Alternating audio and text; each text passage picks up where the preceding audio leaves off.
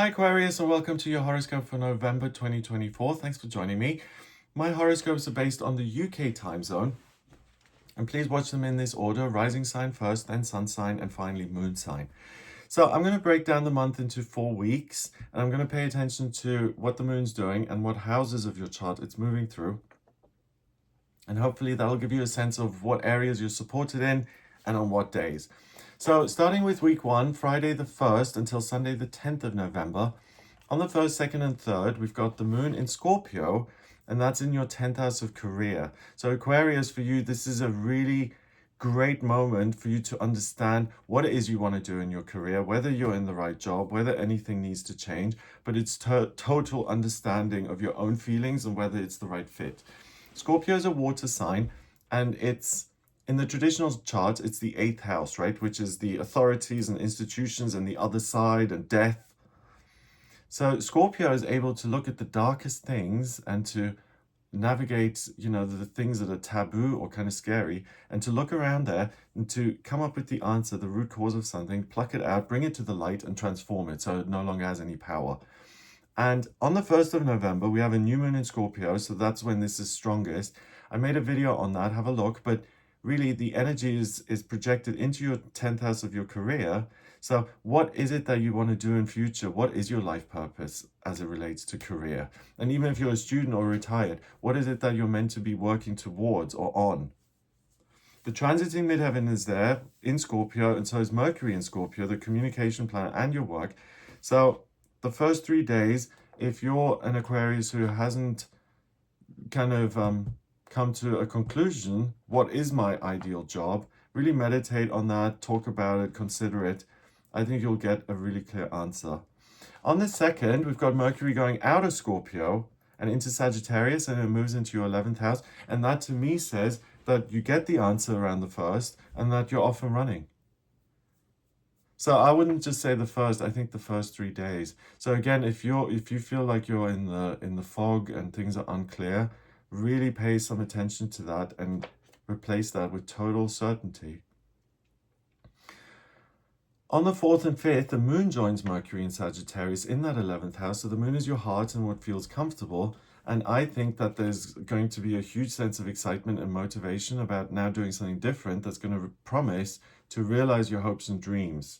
So I think, Aquarius, with Jupiter in your 5th, that I think at the beginning of the month, you're the most blessed, because for anyone who hasn't figured it out in terms of their career, you now have the opportunity to figure it out once and for all, which is such a huge weight off. Once you know what you love to do and what you want to be doing, it's like, oh, the search is over. It's a real relief.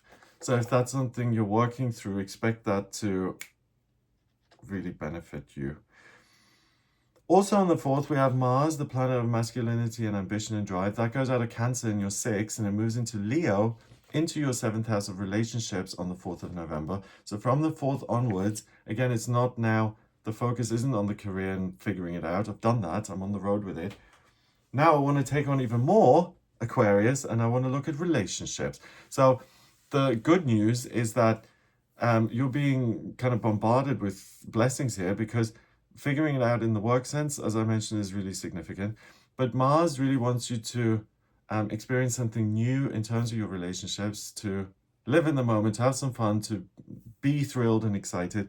But Jupiter, the lucky planet, is in your 5th house of love and romance. So if you're an Aquarius who's single and looking, this is a very potential month for you to find the right person. And if you're in a relationship already, it's a great opportunity to get on wonderfully well and to create wonderful memories and to really tap into the love and romance aspect of things.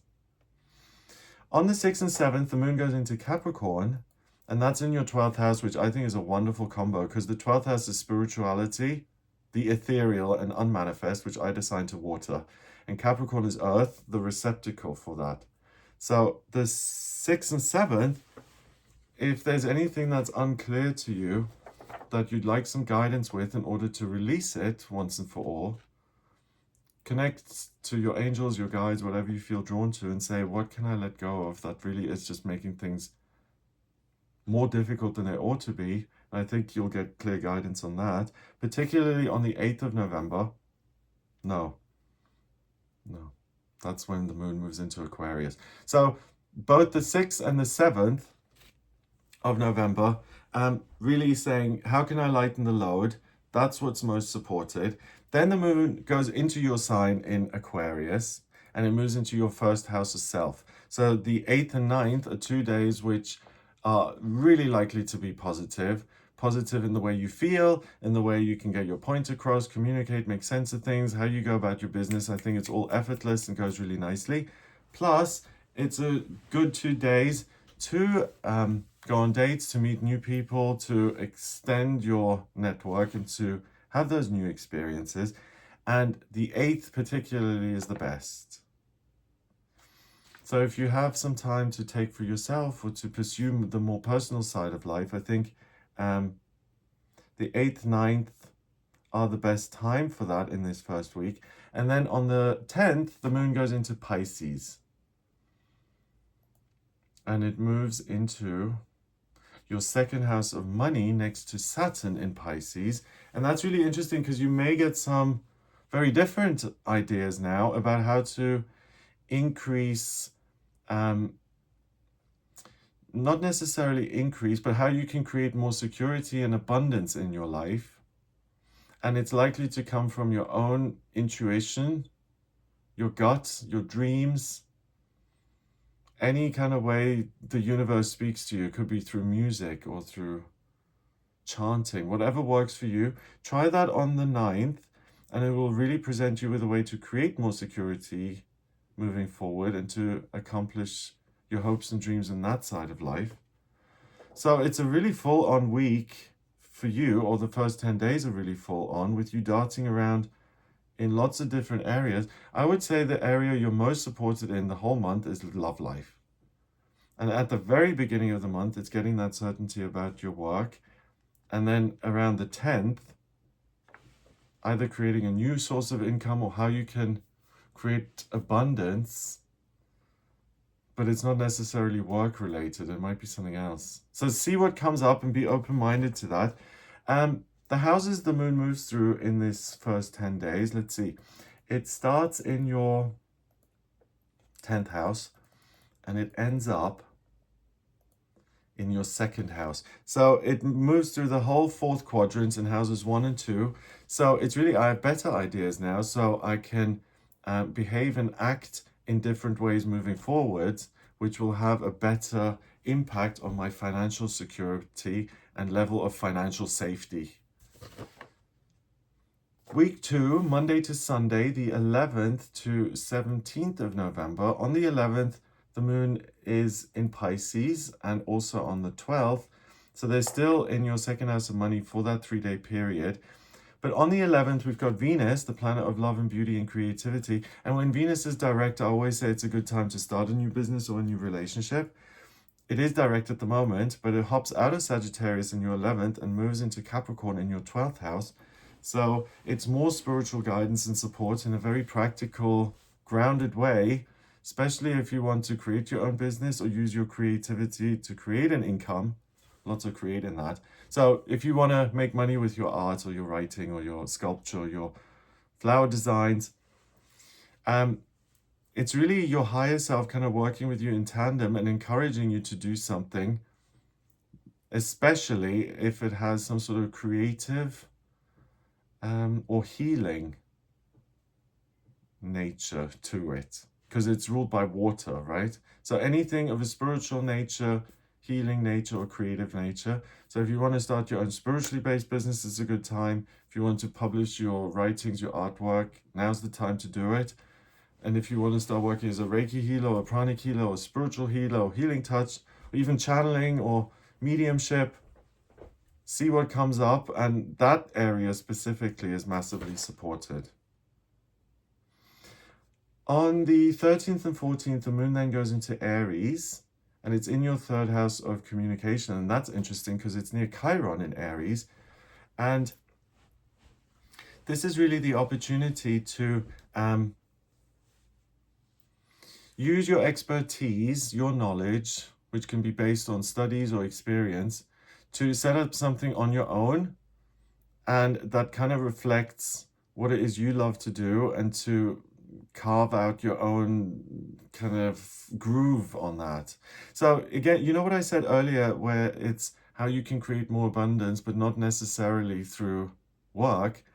What I'm getting here is that Aquarius, you're being shown something that you can do on your own, independently of anyone else, and it creates abundance in the sense that, oh, I either forgotten I love to do this, or I'm doing it for the first time, and it really makes me feel like I'm using my skills and talents, and I love to do this, right? So it's abundance in that sense. I love this.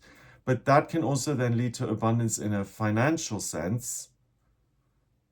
But the step here of transforming this hobby or this thing that you love to do into a business, that's what's really up for discussion. So you're being shown the thing that could serve as a business and be very fulfilling. And then the question is whether you want to pick up on that and run with it, or whether you're already satisfied with your current setup. If you're not, it's the best opportunity to make those changes. Then on the 15th and 16th, the moon goes into Taurus, and it goes into your 4th house of your roots and your family. So I think this is a good time to spend with your nearest and dearest, and to feel like the pressure's off a little bit, and you can take some time just to, again, pursue the personal side of life. And then on the 15th, we have a full moon in Taurus. And it's not just a full moon, it's a super moon, so it's closer to the earth than usual and has a stronger impact. And happening in your 4th house of your roots next to Uranus, you may have a really nice experience spending it with close friends or family members, where you really feel the love and you feel a great sense of support from those people, which is really priceless. So if you need some validation or some, peer support, 15th and 16th are ideal. And on the 15th as well, Saturn goes direct in your 2nd house of money in Pisces. So again, the whole trend here via all of your planets in your chart, it's now time to stop dreaming and time to implement your creative ideas and to build them in earnest. On the 17th, the moon goes into Gemini, and that joins Jupiter in your 5th house of what you love and what you love to do, and it stays there on the 18th as well. So this is a great time to, again, meet new people, to make a genuine love connection, to experience romance, passion, excitement. So really, you're Aquarius, you're receiving a lot of things from lots of different sources. Good stuff via other people, new people, family members, the higher realms. It's almost like it's Christmas come early for you, Aquarius, and you're being given everything that you need or that you may feel is outstanding. On the 17th as well, Uranus opposes the Sun. Uranus is the planet of the miraculous and the unexpected, and it's fully illuminated, and it's the best night of the year to see it. And it's in your 4th house in Taurus. So I think the star that you're able to see in the night sky this is the real value of life, and this is what's going to make me feel truly secure, not just because of money, but because I love to do it and it makes me happy. And it also gives me the security of I have a plan for the future. So really, if you've been at a loose end, just as soon as the month starts, consider it, think about it, and I think by the end of it, you'll be in a much better spot. The houses that the moon goes through in week 2. So it starts in your 2nd and ends in your 5th. Okay, so that's the very bottom of your chart, houses 2, 3, 4, 5. So this is really the question in week 2. What are the things that are most important to me in life? The building blocks, the cornerstones, the things that make me feel like I could sleep at night without being worried and looking over my shoulder. Week 3, Monday to Sunday, the 18th to 24th of November. Again, we start the week with the moon still being in Gemini, in that 5th house. Great for love and romance. Then on the 19th and 20th, it goes into Cancer in your 6th house. That's a great day for self-care. And I mean like having a massage or going to the chiropractor or the dermatologist. I need to do that because of this thing, which I've had anyway. So to treat yourself, and not just self-care, but also to unwind, maybe to treat yourself to some nice food, to enjoy the peace and quiet that you've created in your life, maybe that everything is in order. But these 2 days are really a good opportunity to decompress and to relax. On the 19th as well, we have Pluto, the planet of transformation and change, going into your sign of Aquarius and moving into your first house of self. And it's the last time it's gone back into Capricorn. And it stays in your sign now till January 2044. So, guys, Aquarius, since 2008, when Pluto was in Capricorn, you may have had a bit of a tough time with this.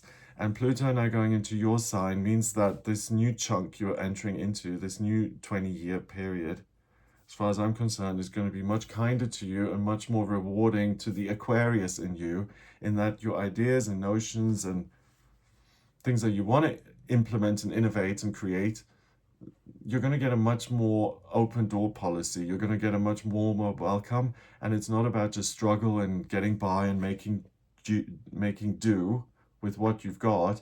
This is now about opening things up and connecting with other people and collaborating and new ideas and invention, and it's really in your sign. So it's the rebirth of this notion that anything is possible and we don't have to live in a tiny little box life like this. So that's amazing. On the 21st and 22nd, the moon goes into Leo next to Mars. So the focus is back on having great experiences in your relationships. On the 21st, we've got more fire coming into the chart. The sun goes into Sagittarius and it's in your 11th. So I think by this time of the month, you'll all be really, really encouraged. You'll have had lots of positive experiences in relationships, home life, plans for the future of your business or what you're working on, if you're a student or retired. And by the 22nd, I think you'll have a big smile on the face and it feels like there's no stopping you. And I don't think there's much you have to be careful around. I think the only thing may be overconfidence when it comes to finance. So watch overspending or the potential for it. On the 22nd, particularly when the moon is in its fourth quarter and it's waning away towards becoming a new moon at the beginning of December, I think you'll have accomplished something as far as your relationships are concerned, and something you've desired in that area has now been accomplished. Virgo, the moon goes into Virgo on the 23rd and 24th of November. That's the best time to get your paperwork and your admin in order, all the red tape, bureaucratic type of stuff, taxes, government, leasing, legal stuff, accountants, all of that kind of thing. You can really, really get on top of it on the 23rd and 24th. So in this third week, the moon started in your 6th house and ends in your 8th house. So it's on the very right-hand side of the chart. Work, relationships, and relationship with institutions. And it's almost like you're getting everything sorted and organized. So I think that's going to be a satisfying week in terms of everything's going my way and I feel like I'm on top of things and I've got a lot of positive influence in my life at the moment. Week 4, Monday to Saturday, the 25th to 30th of November. Moon's in Virgo on the 25th as well, so still good to organize. But on the 25th, we have Mercury, the communication planet, and the ruler of Virgo, going retrograde until the 15th of December. So you may feel that things start to slow down a little bit, but I think in your case, it's things going from these amazing extremes, just settling down back into a more normal kind of rhythm in life. But as usual, with a Mercury retrograde, just pay attention to any communication or transportation stuff. Give yourself a little bit of extra time if there are delays. But double check everything and keep your sense of humor. On the 26th and 27th, the moon goes into Libra. That's a good thing to become inspired by the arts and to become motivated by someone else's creative output. So, I don't know, seeing the art show or the architecture, anything that inspires you on that level, like, you know, the wondrous imagination of human beings and what they're able to accomplish. I think you'll really be interested in that kind of thing. And then on the 28th and 29th and 30th, we've got the moon going back into Scorpio, where it was at the beginning of the month. It's a 28-day cycle, right? And it's back in your 10th house. So I really think the thing that you really get to grips with isn't just relationships and all the good stuff happening there, but also this sense of clarity, as in, this is what I'm doing with my career, or this is what I'm doing with what I'm working towards, and I know the path I'm on now. So it looks like an amazing month. In terms of the last week, the moon goes from your 9th house into your 10th. Oh, so it's just sitting right on top of your chart. So the final week then is how do I want to continue to grow in order to support my career and all these new plans I've got for it. So I think you've gathered a huge amount of information by the end of November, and I think you'll have a good blueprint and like a nice action plan in place. So I hope that gives you an idea of what you'll be working with. If you'd like a personal reading with me, please get in touch via my website, gregoryscott.com. And then I need your place of birth, date of birth, and time of birth to draw up your chart and to answer any questions you may have. If you don't have the time of birth, that's not a problem. Order a rectification with me as well. That's a process where I can work it out. If you like this video, give it a thumbs up, please. Subscribe for more videos. And please share it with anyone who you think might like it. That helps the channel grow, and I'd be ever so grateful. Have a wonderful November, and I'll speak to you soon. Check out the daily tarot reading as well on this channel. All the best.